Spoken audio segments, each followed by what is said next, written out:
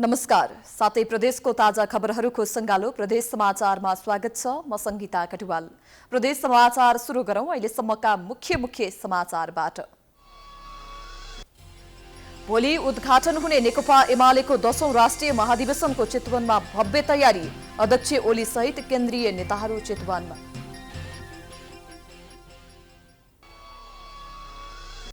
कांग्रेसको 14औं महाधिवेशन अन्तर्गत 30 जिल्लाको अधिवेशन सम्पन्न। सभापति देउबा पक्षका 16 र पौडेल पक्षका 14 जिल्ला सभापति चयन।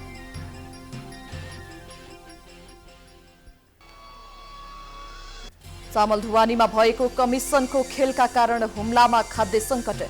नेपाल सरकारसँग समन्वय गरी समाधान गर्ने प्रदेश सरकारको योजना।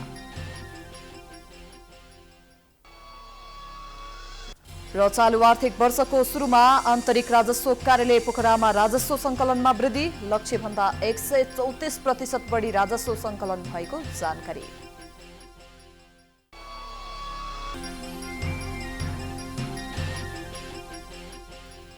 आजको प्रदेश समाचार सुरु गरौं। चितवनमा हुने नेकपा एमालेको 10औं राष्ट्रिय महाधिवेशनको तयारी पूरा भएको सम्बन्धी समाचारबाट। नेकपा एमालेको 10औं राष्ट्रिय महाधिवेशन भोलि शुक्रबार चितवनमा उद्घाटन हुँदैछ। शुक्रबार दिउँसो नारायणी नदी किनारमा उद्घाटन हुने महाधिवेशनको बन्द सत्र भने पर्यटकीय स्थल सौराहामा हुनेछ। एमालेले महाधिवेशनको तयारी करिब पूरा भएको जनाएको छ। शुक्रबार महाधिवेशनको उद्घाटन हुने भएकोले आज बिहीबार प्रतिनिधि र एमाले नेता कार्यकर्ताहरू चितवन केन्द्रित भएका छन्। नेकपा एमालेका अध्यक्ष केपी शर्मा ओली महाधिवेशनका लागि चितवन पुगेका छन्। अध्यक्ष ओली महाधिवेशन उद्घाटनको अघिल्लो दिन आज बिहीबार दिउँसो 1:30 बजे भरतपुर विमानस्थल पुगेका हुन्। त्यस्तै पार्टीका स्थायी कमिटी सदस्य रामबहादुर थापा तथा अन्य नेताहरू पनि चितवन पुगेका छन्। उद्घाटनको पूर्व सन्ध्यामा चितवन जिल्ला नै एमाले महाधिवेशनमय बनेको छ। पूर्व पश्चिम राजमार्ग स्थित नारायणगढ गैडाकोट क्षेत्र लगायत चितवनका मुख्य बजार क्षेत्र चोक सडकहरूमा सूर्य अंकित झण्डा फहराइरहेका छन्। सडकमा गेट निर्माण गरिएका छन्। सडकमा झण्डा बोकेका मोटरसाइकल र चारपाङ्ग्रे सवारी साधन गुडिरहेका छन्। ठाउँ ठाउँमा एमाले कार्यकर्ताको भीड़ लागेको छ। उद्घाटन स्थल नारायणी किनारमा मञ्च ठडिएको छ भने नारायणी वारीपारी टाङ्गिएका झण्डा र ब्यानरले नदी किनार क्षेत्र रंगीनमय बनेको छ।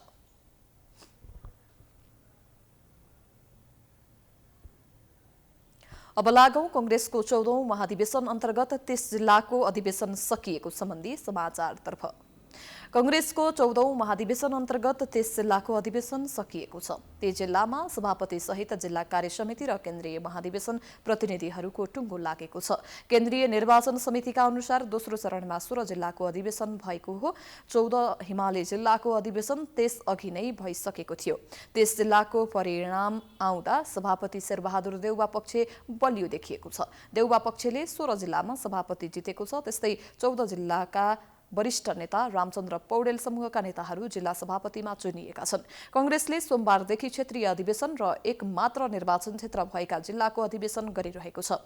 जस अन्तर्गत एक मात्र निर्वाचन क्षेत्र भएका 35 जिल्लामध्ये 32 जिल्लाको अधिवेशन सम्पन्न भएको छ। तीमध्ये खोटाङ, सोलुखुम्बु र पर्वतको नतिजा आउने क्रममा रहेको छ। दार्चुला, धनकुटा र रसुवामा अधिवेशन हुन बाँकी छ। 2 वा सोभन्दा धेरै निर्वाचन क्षेत्र भएका जिल्लामा भने शुक्रबार जिल्ला अधिवेशन हुँदैछ। समितिले अहिलेसम्म 2 वा सोभन्दा धेरै निर्वाचन क्षेत्र भएका 31 जिल्लामा क्षेत्रीय अधिवेशन सकिएको जनाएको छ। यी बाहेक बर्दिया, बाँके, सप्तरी, सिन्धुपाल्चोक, सिरहा, धनुषा, महोत्तरी, सर्लाही, रौतहट, बारा र पर्सामा विभिन्न तहको अधिवेशन हुने क्रममा रहेको छ। अबको क्रममा नेपाली कांग्रेस मोरङ संघीय निर्वाचन क्षेत्रमा डाक्टर शेखर कोइराला पक्ष बलियो बनेको समाचारतर्फ लागौं। नेपाली कांग्रेस मोरङ संघीय निर्वाचन क्षेत्रमा डाक्टर शेखर कोइराला पक्षीय बलियो देखिएको छ। नेपाली कांग्रेसको 14औं महाधिवेशन अन्तर्गत मोरङमा कोइराला पक्ष बलियो देखिएको हो। संघीय 6 वटा निर्वाचन क्षेत्रमा कोइराला पक्षले 4 क्षेत्रमा जितेको छ। एक क्षेत्रको मतगणना जारी रहँदा एउटा क्षेत्रमा संस्थापन पक्षले जितेको छ। निर्वाचन क्षेत्र नम्बर 1 मा शंकर राई विजयी भएका छन्। उनी सर्वसम्मत भएका हुन्। क्षेत्र नम्बर 2 मा नागेश्वर सिंह, 3 मा गणेश खड्का, क्षेत्र नम्बर 5 मा दिपक्षे गच्छदार र 6 मा देवराज तामाङ विजयी भएका छन्। क्षेत्र नम्बर 5 मा गच्छार सर्वसम्मत निर्वाचित भएका हुन्। उनी संस्थापन पक्षका हुन्। निर्वाचन क्षेत्र नम्बर 4 मा मतगणना जारी छ। विनोद बस्नेतले अग्रता लिएका छन्। उनी नेता महेश आचार्य नजिकका मानिन्छन्। निर्वाचन क्षेत्र नम्बर 6 मा सभापति सहित सबै पदाधिकारी डाक्टर शेखर कोइराला पक्षका उम्मेद्वार विजयी भएका छन्।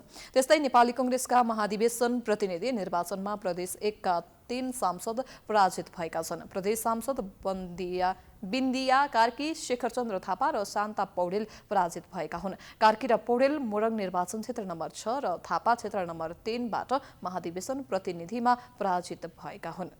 महाधिवेशन मार्फत केन्द्रीय पदाधिकारी चयन गर्ने प्रतिनिधिमा समेत संस्थापन भन्दा रामचन्द्र पौडेल, डाक्टर शेखर कोइराला पक्ष बलियो देखिएको नेताहरू बताउँछन्।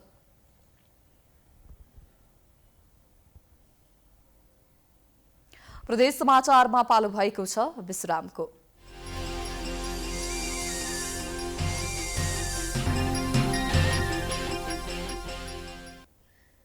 विश्रामपछि स्वागत छ। अब लागौं चामल ढुवानीमा भएको कमिसनका कारण हुम्लामा खाद्य संकट भएको सम्बन्धी समाचारतर्फ।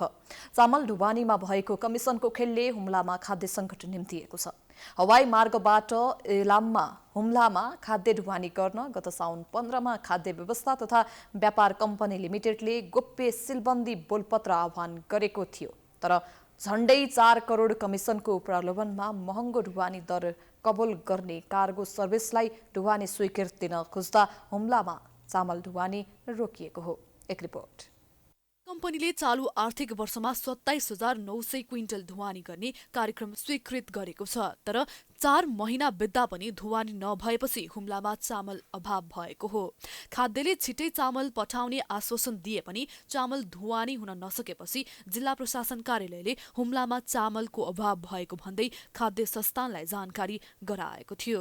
किलोमै 42 रुपैयाँ महँगो कबूल गर्ने कार्गो सर्भिसलाई ढुवानी अनुमति दिन खोजेपछि समस्या उब्जिएको हो। खाद्य कम्पनीले हवाई मार्गबाट हुम्लामा 10,000 क्विन्टल चामल पठाउन सिलबन्दी बोलपत्र आह्वान गरेपछि 4 कम्पनीले आवेदन दिएका थिए। नेपालगञ्जबाट 4,000 र सुर्खेतबाट 6,000 क्विन्टल ढुवानी गर्न बोलपत्र आह्वान गरिएको थियो। विभिन्न एयरलाइन्सले आआफ्नो दर रेटमा खाद्यान्न ढुवानीको प्रस्ताव गरेका थिए। तर कमिसनको प्रलोभनमा सबैभन्दा बढी रकम कबुल्ने श्रमिक कार्गोलाई दिने खाद्यको निर्णयले ढुवानी प्रभावित भएको छ। टेन्डर प्रक्रियामा समस्या भएर ढुवानी हुन नसकेर खाद्यान्न अभाव हुन गएको खाद्य व्यवस्था तथा व्यापार कम्पनी लिमिटेड कर्णाली प्रादेशिक कार्यालयले जनाएको छ। ढुवानी हुन सकेन भने स्थलमार्गमा पनि पहिलो बोलपत्रदाताले सम्झौता गर्दिन भनेर धरोहर जफत भएपछि पुनः दोस्रो ढुवानीकर्ताहरूलाई पत्रचार गरिएको छ। उहाँहरूलाई यो आशयको सूचना प्रकाशन भएको मितिले 7 दिनभित्र हाजिर हुनु भनेको छौँ। त्यो दिन सकेपछि हामीले पुनः फेरि सम्झौताको लागि ताकेता गरिरहेका छौँ। सीताभन्दा श्रमिक एयरले 3 करोड 88 लाख बढी रकम कबुलिएको थियो। खाद्यले श्रमिक एयरलाई जिम्मा दिने तयारी गरेपछि सार्वजनिक खरिद पुनरावलोकन समितिमा उजुरी समेत परेको थियो। हुम्लामा देखिएको खाद्य अभावका बारेमा कर्णाली प्रदेश सरकार चिन्तित बनेको छ। हुम्लाको खाद्य समस्या समाधान गर्न नेपाल सरकार र अन्य निकायसँग सहकार्य भएको कर्णाली प्रदेशको मन्त्री परिषद कार्यालयले जनाएको छ। सिरियसली हेरिरहेको छ, चिन्तित छ र त्यहाँको खाद्य समस्या समाधान गर्नको लागि नेपाल सरकार र अन्य निकायहरूसँग पनि समन्वय र सहकार्यका कामहरू भइरहेको छ। जस अन्तर्गत हिल्सामा रहेको केही खाद्य सामग्रीहरू वितरणका लागि नेपाल सरकारबाट नेपाली सेनाको हेलिकप्टर परिचालन हुँदैछ। सोही क्रममा सुर्खेतबाट सिमिकोट, लाप्चा, एलबाङ, लिमी जाँदाखेरि सुर्खेतबाट खाद्य तथा व्यापार कम्पनी लिमिटेड खाद्य व्यवस्था तथा व्यापार कम्पनी लिमिटेडबाट उपलब्ध हुने खाद्य सामग्रीहरू हुम्लासम्म पुर्याउने पहल प्रदेश सरकारले गरिरहेको छ। स्थलमार्गबाट पनि पहिलो गोलाप्रथा दाताले सम्झौता नगर्दा पूर्ण दोस्रो ढुवानी दातालाई पत्रचार गरिएको खाद्य व्यवस्था तथा व्यापार कम्पनी लिमिटेड कर्णाली प्रादेशिक कार्यालयले जनाएको छ। खाद्य कम्पनीको कमिसन खेलका कारण हुम्लामा चरम खाद्य सङ्कट देखिएपछि चामल माग्दै हुम्लाका जनप्रतिनिधि काठमाडौँ समेत आइपुगेका छन्। सुर्खेतबाट अप्सरा विष्टको रिपोर्ट। अबको पालोमा कैलालीमा ट्रकको ठक्करबाट एक महिलाको मृत्यु भएपछि लम्की बजारमा तनाव उत्पन्न भएको सम्बन्धी समाचारतर्फ लागौं। कैलालीमा ट्रकको ठक्करबाट एक महिलाको मृत्यु भएपछि लम्की बजारमा तनाव उत्पन्न भएको छ। लम्की चुहा नगरपालिकाको पूर्व पश्चिम राजमार्गमा ना 2 ख 9370 नम्बरको ट्रकको ठक्करबाट टिकापुर नगरपालिका 2 की 40 वर्षीय गोमा थापाको घटनास्थलमै मृत्यु भएको हो। स्थानीयले ठक्कर दिने ट्रकमा आगजनी गरेपछि स्थिति तनावपूर्ण भएको थियो।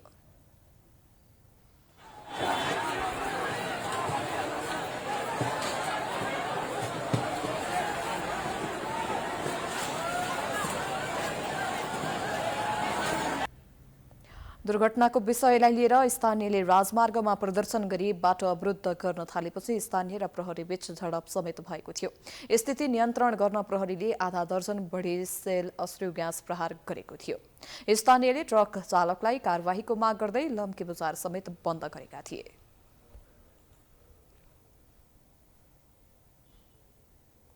प्रदेश समाचारमा पुनः पालो भएको छ विश्रामको।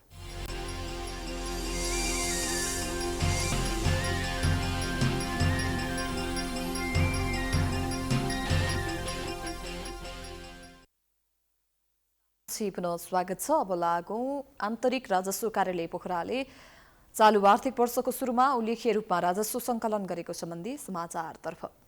आन्तरिक राजस्व कार्यालय पोखराले चालू आर्थिक वर्षको सुरुमा उल्लेख्य रूपमा राजस्व सङ्कलन गरेको छ। गत आर्थिक वर्षको अन्त्यमा कोरोना भाइरस नियन्त्रण गर्न जारी लकडाउनका कारण लक्ष्यभन्दा कम राजस्व सङ्कलन गरेको थियो। तर यो वर्षको सुरुको 4 महिनामा लिएको लक्ष्यभन्दा 134% बढी राजस्व सङ्कलन भएको राजस्व कार्यालय पोखराले जनाएको छ। एक रिपोर्ट। आन्तरिक राजस्व कार्यालय पोखराले चालू आर्थिक वर्षको कार्तिक मसान्तसम्म 1 अर्ब 55 करोड राजस्व सङ्कलन गरेको छ, जुन लक्ष्यभन्दा 134% बढी हो। कार्यालयले चालू आर्थिक वर्षको चौमासिकमा 1 अर्ब 15 करोड राजस्व सङ्कलन गर्ने लक्ष्य लिएको थियो। कार्यालयको आयकर, मूल्य वृद्धि कर र अन्तशुल्क अन्तर्गत विभिन्न शीर्षकमा राजस्व सङ्कलन गर्ने गरेको छ।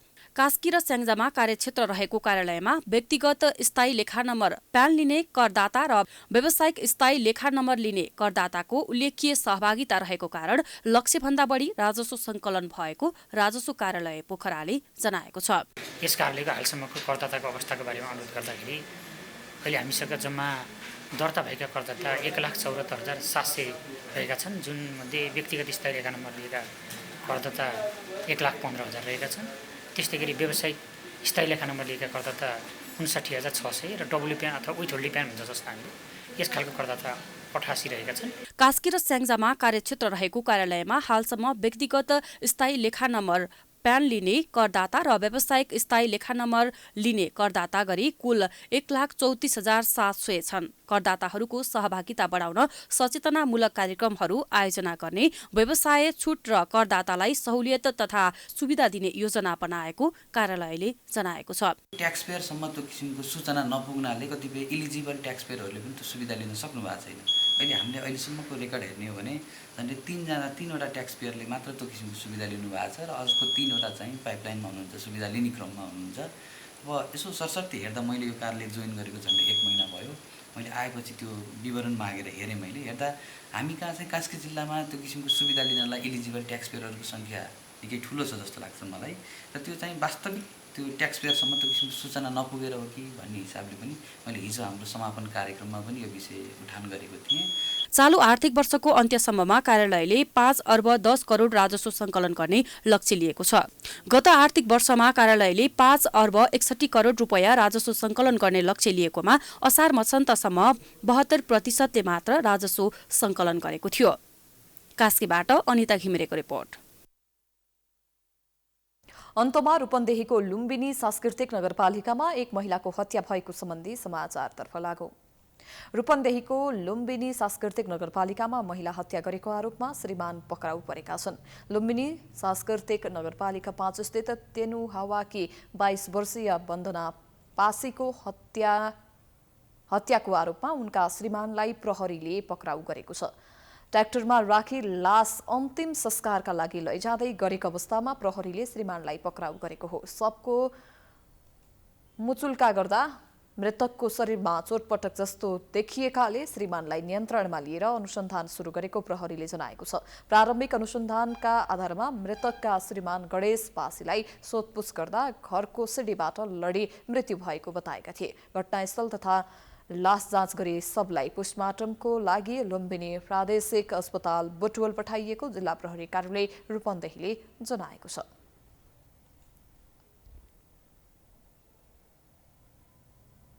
हामी प्रदेश समाचारको अन्त्यमा आइपुगेका छौं। जाँदा जाँदै प्रमुख समाचार पुनः एकपटक। भोलि उद्घाटन हुने नेकपा एमालेको 10औं राष्ट्रिय महाधिवेशनको चितवनमा भव्य तयारी। अध्यक्ष ओली सहित केन्द्रीय नेताहरू चितवनमा।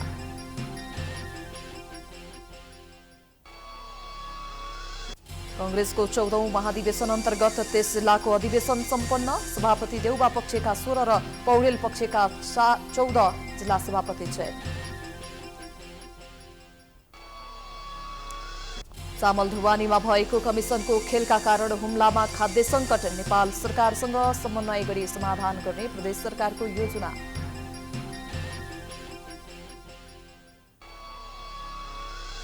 र चालु आर्थिक वर्षको सुरुमा आन्तरिक राजस्व कार्यालय पोखरामा राजस्व सङ्कलनमा वृद्धि। लक्ष्यभन्दा 134% बढी राजस्व सङ्कलन भएको जानकारी। प्रदेश समाचार अहिलेलाई सकियो। हेर्दै गर्नुहोला प्राइम टाइम्स टेलिभिजन। नमस्कार।